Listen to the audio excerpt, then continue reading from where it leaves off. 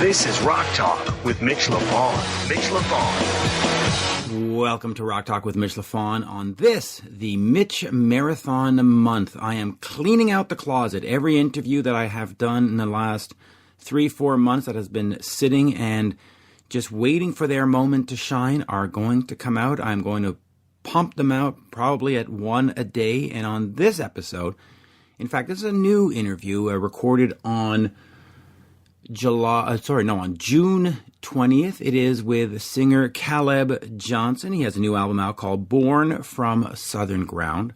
And I have to tell you, when we're talking about rock and roll and pure rock, Caleb has got it. And when you see articles talking about, well, the new wave of rock, it's Greta Van Fleet, it's the Struts, it's Rival Sons, it's Caleb Johnson, boys and girls. I mean, he is absolutely terrific. And if you check out Born from Southern Ground, which is available now, you can go to iTunes and Amazon and his website and whatever, and you can pick it up.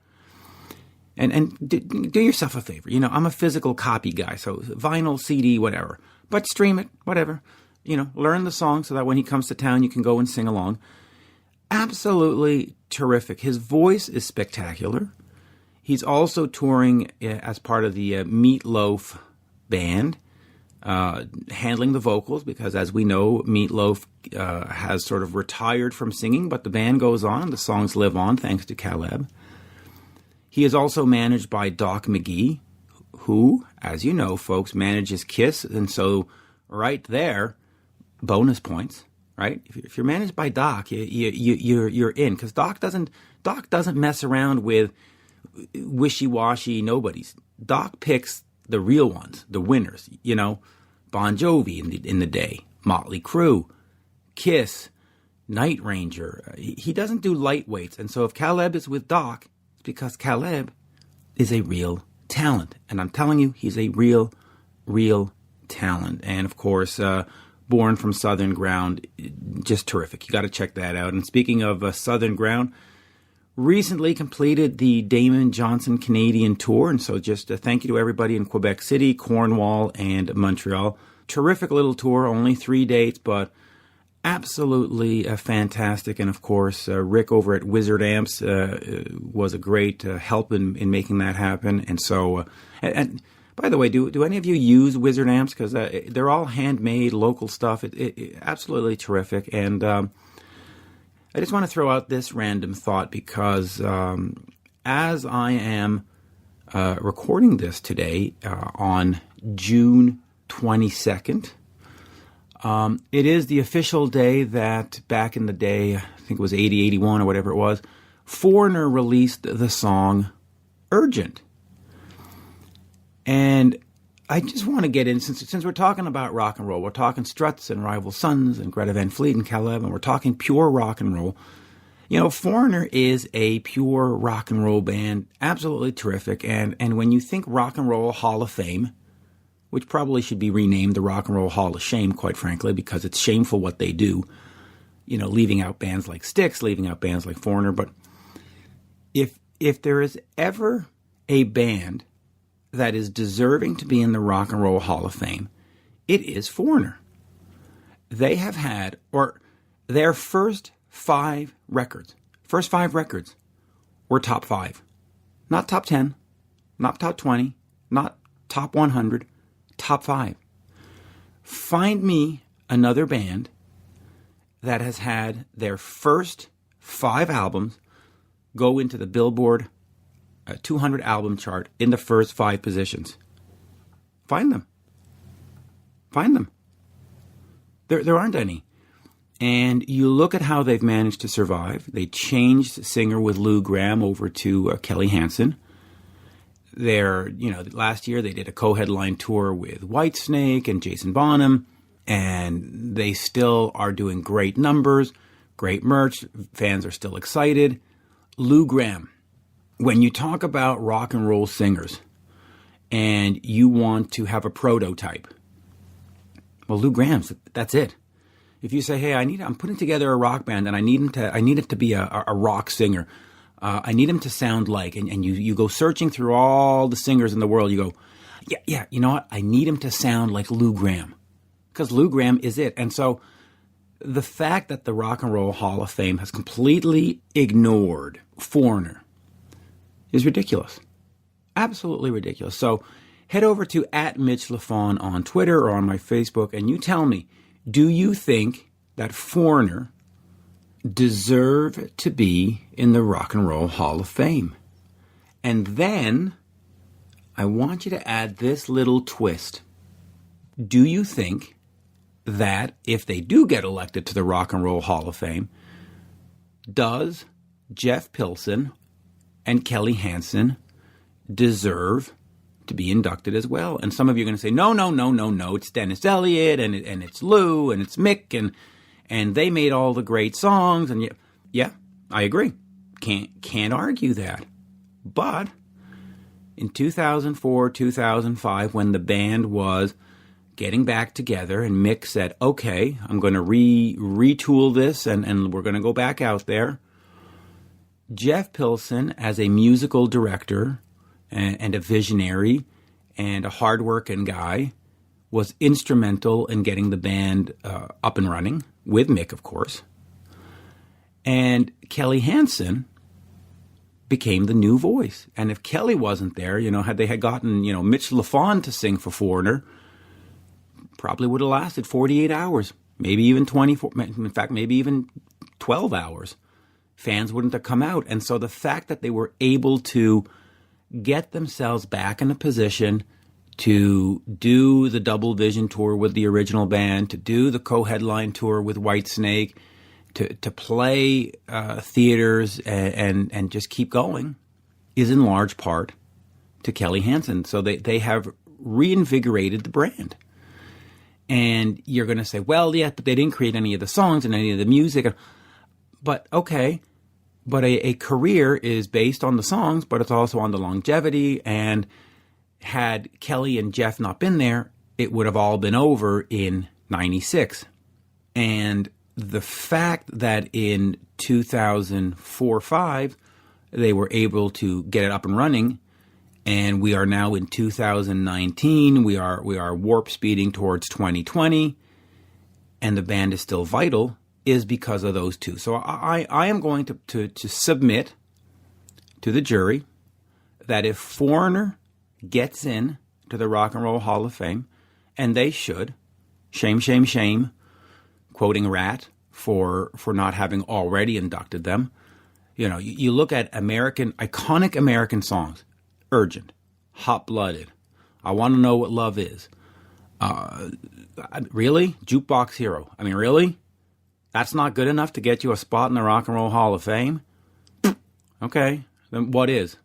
And by the way, Caleb Johnson on Born from Southern Ground, he's got songs, man, that I'm telling you, in 10 years, you're going to look back and go, fucking hell, man, these are classics. These are classics.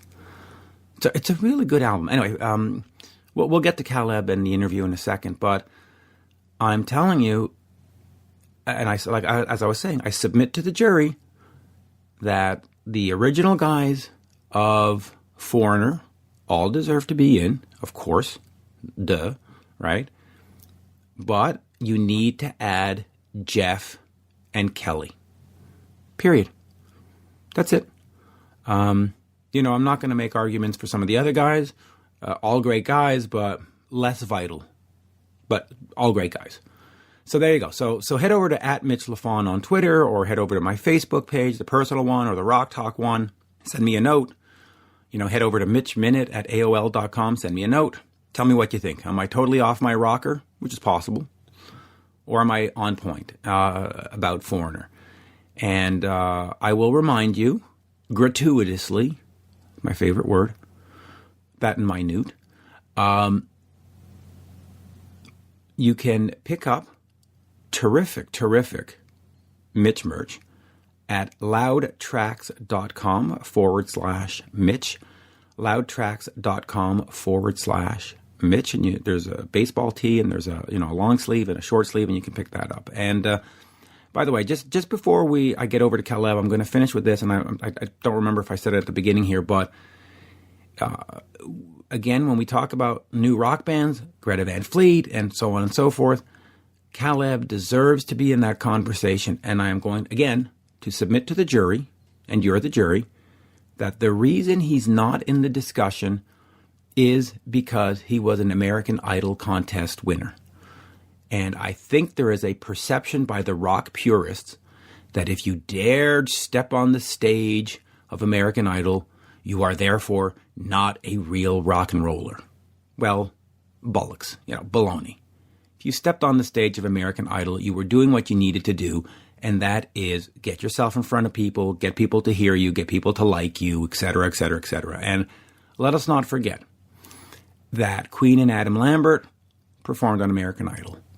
Judas Priest performed on American Idol.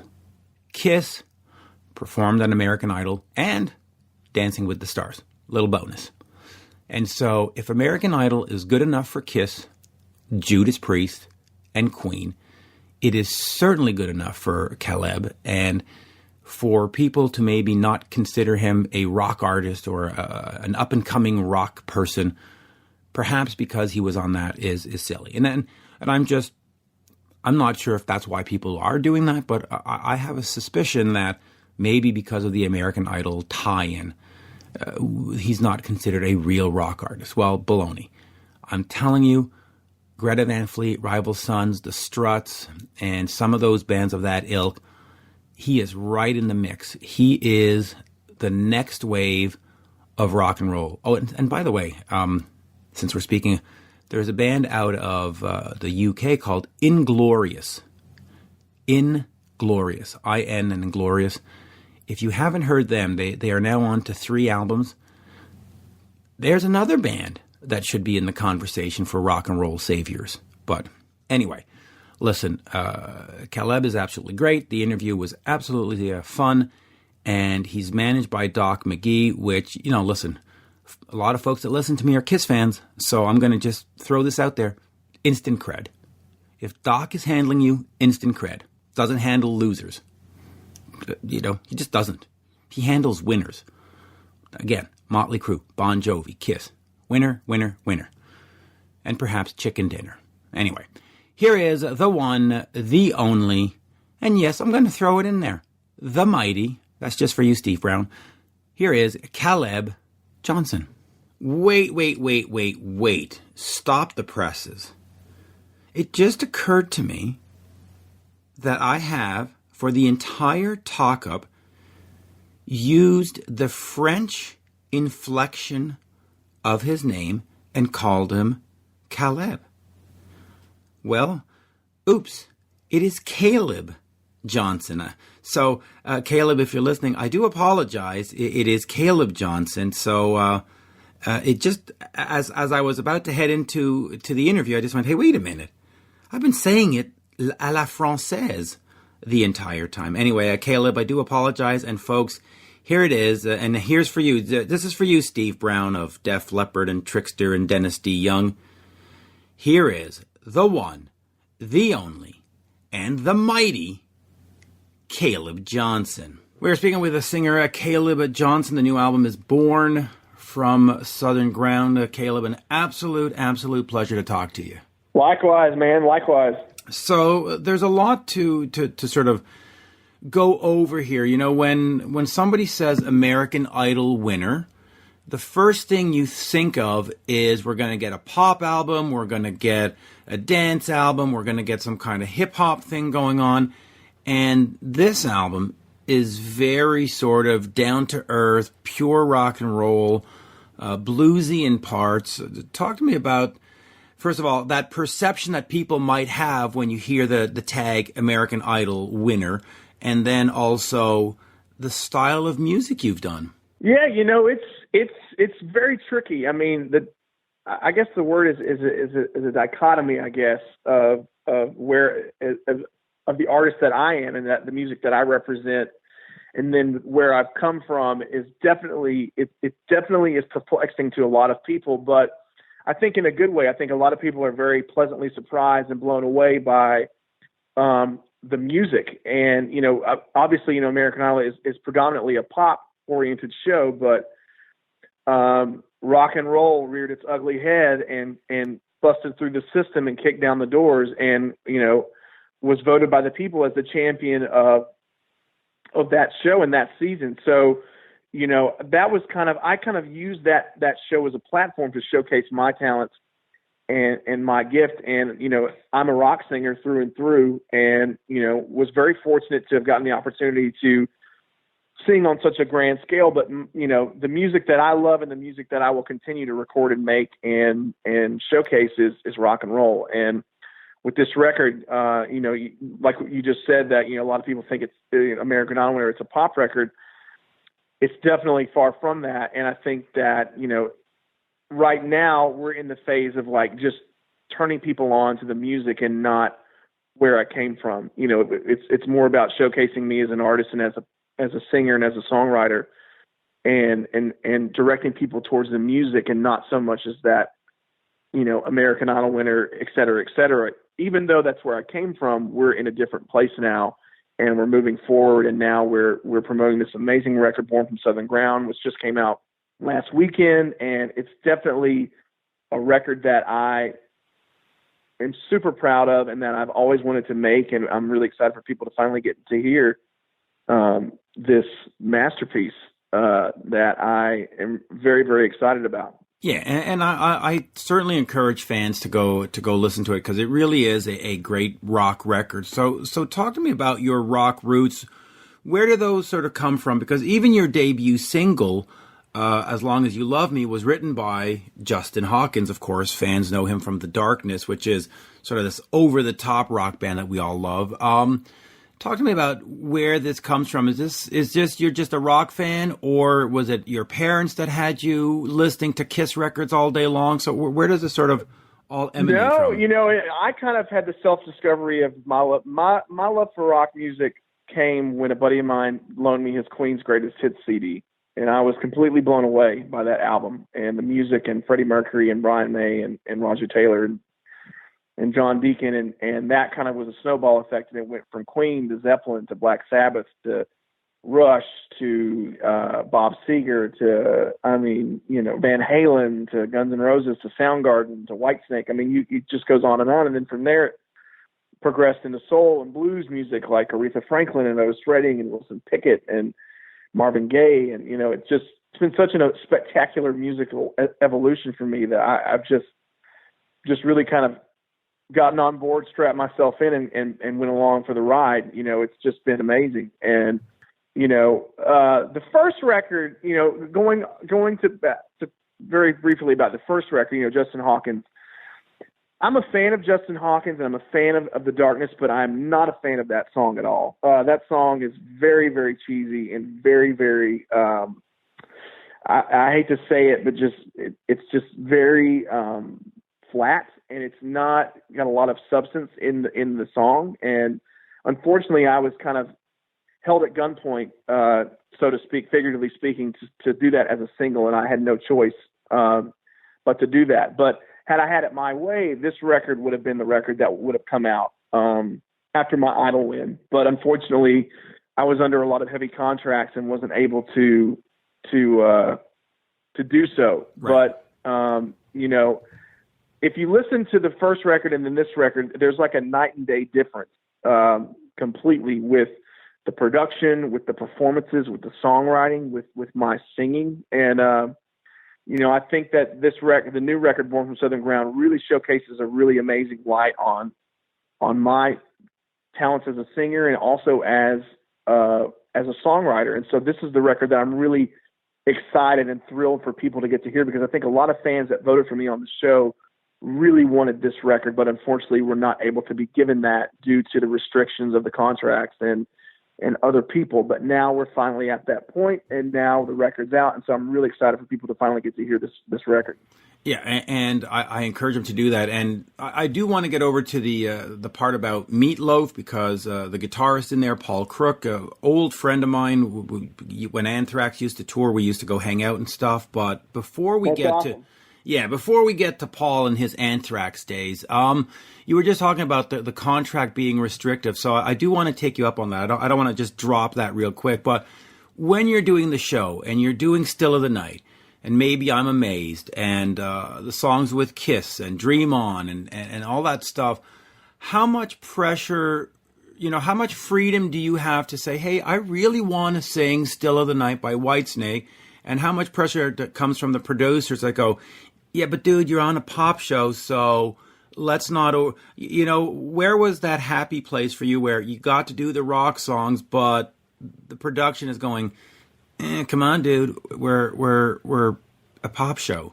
There was definitely a happy medium. I kind of balanced it out. I kind of treated it as, I'll play the game and I'll play nice, but you have to, give me leeway on what songs I want to do, because, I did do Whitesnake, Still the Night. I did Rush's Working Man. I did Rival Sons. I did Aerosmith. Dazed and Confused. Dazed and Confused. Did Led Zeppelin. But I also switched it up and did Adele's Skyfall. I did Lady Gaga's Edge of Glory. I did Aretha Franklin's Chain of Fools. So there was a kind of a balance and give and take where I said, I'll do this, but I also, if you let me do this, I said, if I do this, then I get to do this. You know what I'm saying? So it was like, there was a kind of a give and take kind of thing where, I kind of met in the middle and was like, 1 week I'll do Whitesnake, the next week I'll do Lady Gaga. So it was kind of like, a kind of swap out kind of deal. So it all worked out in the end, but there was definitely some back and forth. Well, hey, it worked out. So let's just quickly go back to, what was it, May of 2014. You're on stage with Paul Stanley and Kiss. You're doing Love Gun, Shout It Out Loud. Talk to me, because I'm a huge Kiss fan. In fact, I'm staring at Kiss memorabilia all around me as I'm talking to you. What was that moment like? Because, for me to go see a show and you have that visceral experience is one thing. To meet them, which I have, and interview them, that's another thing. But to actually stand on a stage and sing two of their better-known songs, that's got to be a whole thrill. Now, are you a fan? Was it a thrill, or was it just, this is the show, this is what I got to do, off to work? Oh no, I'm a massive Kiss fan. I have worn Kiss Alive out. I mean, I probably got like 4 different copies of that. Let Me Go Rock and Roll and Cold Gin, and I mean, it's just how we doing out there, people?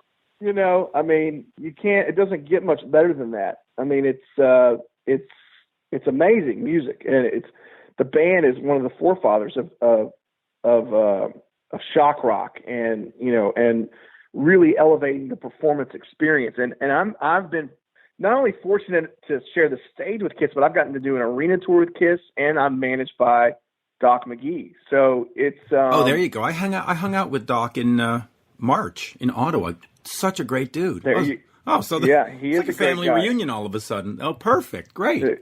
Exactly. And so it's amazing, and that was such a thrill, and it was such a surreal moment for me. And and they're some of the nicest guys in the world.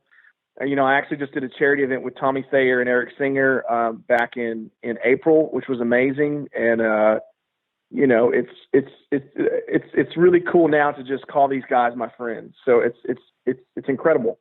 Oh, that is awesome. That is beyond awesome. All right, so I'll get back to the album in a second, but here, the music of Meat Loaf, performed by the Neverland Express and Caleb Johnson.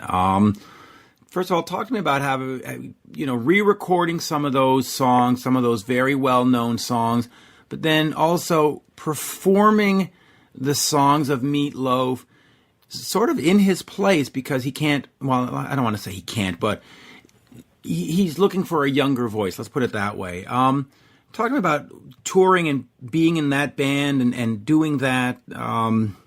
Just let's start with that, and I'll ask you some more questions. Yeah, Bat Out of Hell is one of my favorite records of all time. And Meat Loaf is, to me and in my opinion, is one of the most underrated rock vocalists of all time. Now, granted, he can't sing like he used to anymore, unfortunately, just due to health reasons and back issues and whatnot. But, I mean, man, if you listen to those records of him singing like, Bat Out of Hell, Bat Out of Hell 2, I mean, spine-tingling performances from him. And I mean, the man could really sing. And, he was a huge inspiration to me vocally and also performance-wise. I mean, he really gave it his all and left everything out on the stage and really cared about the audience and really performed for the audience and was such a titanic presence to witness and watch. And so when I got the call and Paul Crook was like, "Hey, would you want to re-record Bat Out of Hell and do a world tour of Bat Out of Hell?" I said, "Let me think about that." Yes, and so it's been amazing. I mean, the Neverland Express is a world-class band. Paul Crook is an amazing guitar player and also an amazing human being. And I'm just tickled to death. I mean, I love these songs just as much as any other Meat Loaf fan or Meat Loaf himself. And so it's been nothing but a blast. I mean, it's just been amazing. And we're in the early stages of this show, and the response has been amazing. And we hope to continue to build that and really deliver a spectacular, over-the-top theatrical rock and roll show that is true to the Meat Loaf essence. And, we hope to carry the torch for these songs for many years to come. Okay, so that sort of answers my follow-up question. So the plan then is to sort of have these two careers going on at the same time. The solo career with the solo music and the solo band and doing that, but also to continue Meat Loaf moving forward and make it a project. And now, when you do those Meat Loaf shows, because I haven't had a chance to see one, it hasn't been to Montreal yet, is it more of a how can I put this? Like a Vegas-y tribute show, or is it? No, it's a rock and roll show, and it's just Meat Loaf's not there. You're there. Like, what is sort of the vibe of the performance? I would say it's a happy medium. It's definitely a rock and roll show. I don't dress up like Meat Loaf. I don't wear the ruffled shirts. I don't do the sort of character the character tribute, like, go out full dress up like Meat Loaf. I dress in like very kind of modern, rock and roll clothes, leather jackets and whatnot. But there is a slight campy element to it where everybody's in on the fun and it's a party atmosphere. And, and there's a good medium of where we're serious where it's needed, and then we're funny and very theatrical where it's needed, like with, per se, Paradise by the Dashboard Light, And so there's definitely a mix of it. It's a badass rock and roll show, but we also know how to have fun, and we definitely play to those strong suits of having fun. And it's definitely a nostalgia. There's a nostalgia aspect to it as well, where this record was a big part of a lot of people's lives, and so we play to those people, and so it's a lot of fun. I mean, it is a badass rock and roll show, but we also know how to have fun. So it's a great mixture of both. It really is. Now, you've also spent some time on the road with TSO, that of course includes Joel Hoekstra and Jeff Scott Soto and Blas Elias from all these great bands. Talk to me about that production and what it's like to work a show that sometimes does two events in a day. Just talk to me a little bit about the TSO thing. Do you plan on maybe recording an album with them as well? I would love to. I mean, they haven't asked me about that. I don't really know what their plans are for a new album, but I would love to. I think they're amazing. I mean, that stuff is right up my alley as well. I'm a sucker for rock operas, and they're one of the biggest rock opera shows around. I mean, they're like Meat Loaf meets Jingle Bell Rock. I mean, it's like, it's incredible. It's like it is such a heightened experience visually and musically, and it tackles all the senses, and it's a one of a kind show, and there's nothing else like it. And I'm very, very honored to be a part of that. So I would love to record a song with them. Yeah, and you get to work with Joel Hoekstra, which doesn't hurt. He's terrific. He's fantastic. Yeah, he's on the East Coast band with me. Yeah, it's great. Oh, he's great. So then talk to me in terms of career, because you've got sort of these three things. Do you see yourself more as a sort of working musician that's going to do Broadway and going to do TSO and is going to do the Meat Loaf thing? Or do you eventually want to just focus on being, no, this is the Caleb Johnson show and these are my solo albums? And so what's sort of the long-term plan to get to be a solo artist, or are you comfortable being the go-to guy for these different ventures?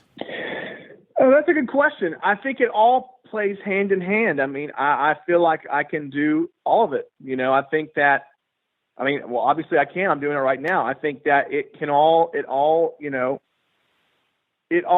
helps the greater good. And I think that for the most part, it keeps me on my toes. And I would love to continue working with TSO. I'd love to continue doing the Meat Loaf thing. And I also would love to continue doing my solo stuff. So I think it all goes hand in hand. And it also keeps me well-oiled and creatively vibrant, doing these different projects and keeping me inspired that keeps the inspiration trickled down into my original stuff. And then also, keeps me, in like the terms of as a performer at the top of my game, because I'm constantly, performing and also doing different stuff that is making me tackle different stuff that's pushing me to be a better singer, a better performer. So I think I would love to do it all. Not just even this stuff, but also other stuff, to have a different band, another original band, but also just by a rock band name and not just my own name, So there's many, many other projects that I would love to tackle, not just with these, but just on down the road and keep doing multiple things, because I think in the long run, it's better all around. So yeah, I think I can multitask and do it all. So talk to me then about establishing a career, because when we look back to the 70s, you had a record company behind you, you toured a lot, and it was good to go. In the 80s, you had MTV that would pimp you out, and you were good to go. How difficult is it for a young artist like yourself to establish a name and become a brand with an R in this day and age? I mean, is the reflection of having to do TSO and Meat Loaf and all that part of the new reality that you have to just go work and be very visual, very present, or is it, or how difficult is it to become a brand name and just Caleb? I think and that's another good question. I think it's a hustle, and you definitely have to keep yourself visible and present and out there. But when you're in the company of amazing musicians and great people, it only helps.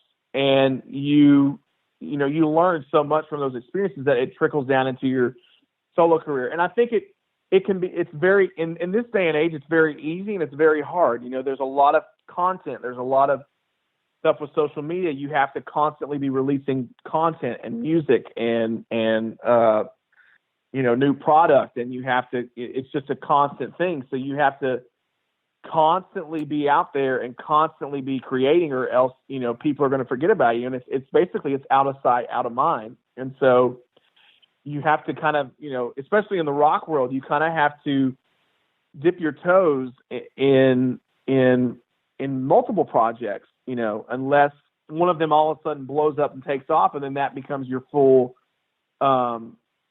priority. But, as of right now, the stage that I'm at right now, I'm doing multiple stuff, and I love it. I think it's great. And, I'll continue. I mean, obviously the focus is my original stuff, but I also love doing the Trans-Siberian Orchestra, and I love doing the Meat Loaf because I love the music, and I don't consider those day jobs. I don't consider those a job or working.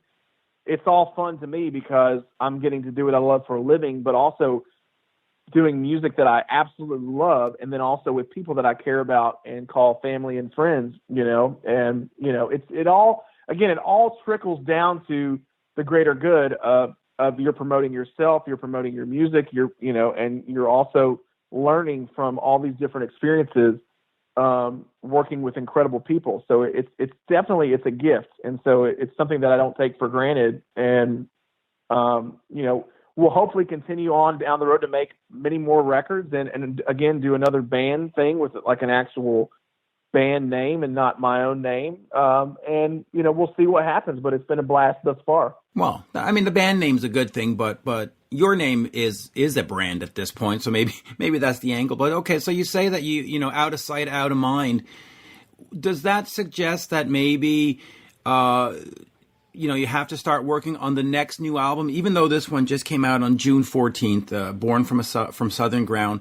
Does it mean that you have to have product next year, or does it mean at some point, instead of making albums? Absolutely. Okay. Listen, I've already got the next record already working on. I'm already working on that one right now.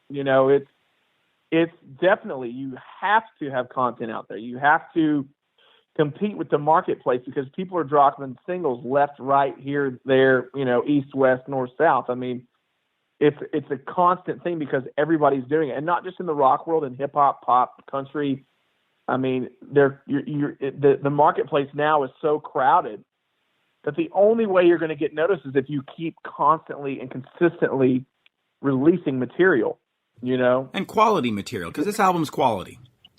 Yes, quality material, exactly. And that's the thing, is that I'm a true believer of that.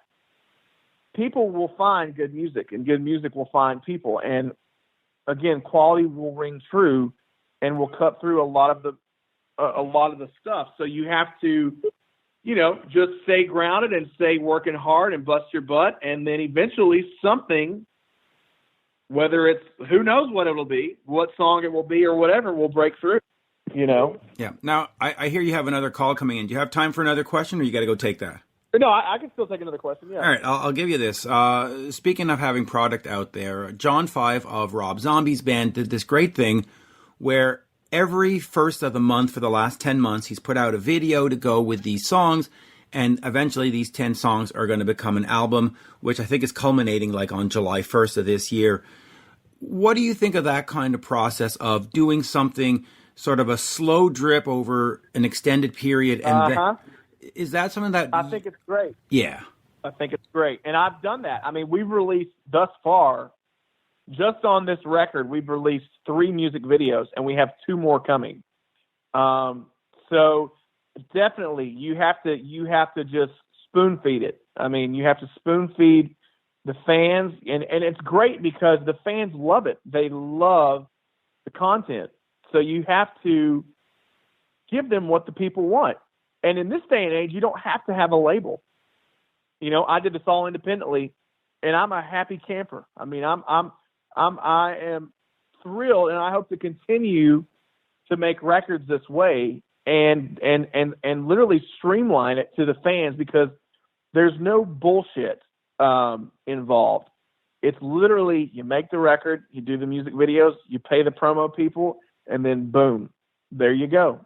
No questions asked, no issues, no arguments.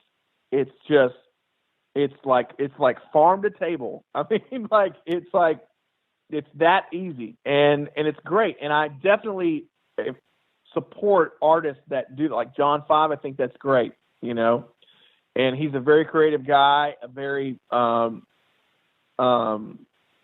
multimedia faceted guy. I mean, he's very visual, and he pulls from old horror movies and science fiction stuff, and which I'm a big fan of that stuff, like the old Ray Harryhausen and the Hammer horror movies and all that good stuff.